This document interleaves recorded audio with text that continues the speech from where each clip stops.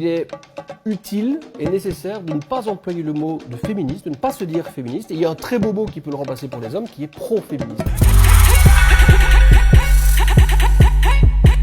La grosse difficulté pour que des hommes se disent féministes, à mes yeux, c'est que nous n'occupons pas du tout la même position dans le système, ce qu'on appelle le patriarcat, ce que les anthropologues vont appeler le patriarcat. Même si on est tout à fait favorable à l'égalité entre femmes et hommes, en tant que membre d'un groupe dominant ou un membre d'un groupe dominé, on n'occupe pas la même position. Alors moi, par exemple, en tant qu'homme, je ne sais pas ce que ça veut dire que d'avoir peur d'être agressé sexuellement, par exemple. Je peux me balader dans la rue à 3h du matin ou même dans un parking, j'aurais peur de plein de choses peut-être, mais pas du viol. Les femmes font une autre expérience. Voilà un exemple qui montre qu'on a un sentiment, une connaissance du monde qui est très différente.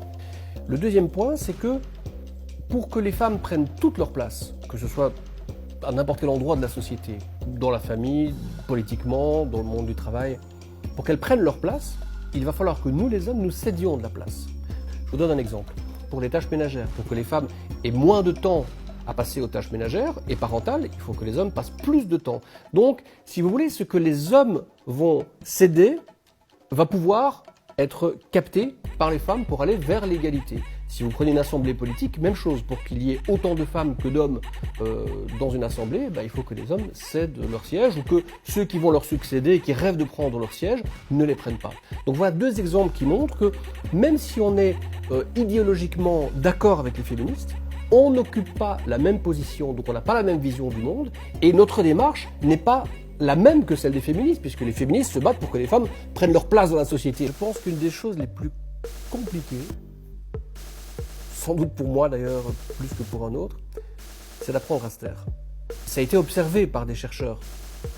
On rassemble dans une pièce un certain nombre d'hommes et de femmes qui sont d'accord avec les idées du féminisme.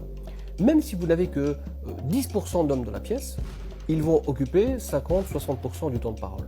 Parce que ça fait partie de notre conditionnement. On est conditionné, on est élevé dans l'idée que notre parole est plus importante.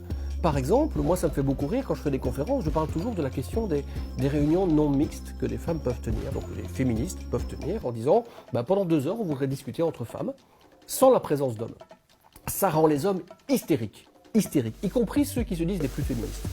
Des personnes membres de groupes sociaux opprimés, dominés, que ce soit pour la question de leur appartenance sexuelle, de couleur de peau, d'orientation sexuelle, que ces personnes puissent à certains moments réfléchir, parler entre elles, sans avoir la présence dans la pièce de quelqu'un qui fait partie du groupe dominant, moi ça me semble important. On a toujours beaucoup de mal à essayer de regarder quel est notre angle mort. Nous, en tant qu'hommes, qui nous pensons toujours des types bien, moi je connais personne qui a l'ambition d'être un salaud, donc on a toujours l'impression d'être des gens bien, des gens honnêtes, des gens qui se comportent bien, et pourtant, en tant qu'homme, même si on est très engagé dans une démarche égalitaire, il est certain qu'on a un angle mort, c'est-à-dire qu'il y a des zones d'action, de pensée, de réflexion, d'attitude avec les femmes où on ne se rend pas compte qu'on est en position de privilège, de domination. Et c'est pour ça que je pense, une autre raison de penser que il ne faut pas se dire féministe en tant qu'homme, mais pro-féministe ou allié du féministe, c'est que la démarche d'un homme sur cette question-là, elle est très individuelle. Il faut commencer par soi-même. Où est-ce que moi je suis où est-ce que moi je pose problème? On voit bien que les féministes, elles ont une démarche politique souvent beaucoup plus collective. La question qui se pose pour celui qui appartient à un groupe dominant, ou à plusieurs groupes dominants, c'est est-ce que je veux faire partie de cette histoire? C'est une chance d'être né à une époque où nous assistons sans doute à la plus grande transformation anthropologique de l'histoire de l'humanité. C'est-à-dire le moment où l'idée que le masculin l'emporte sur le féminin, que les hommes dominent les femmes, que les pères soient le pivot politique, que ce soit le père de famille, le père de la nation, le père spirituel ou le patron en tant que père symbolique, que tout ça soit remis petit à petit, c'est très lent mais c'est quand même remis en question, assister à ça, être né à ce moment-là, moi je pense que c'est une chance formidable.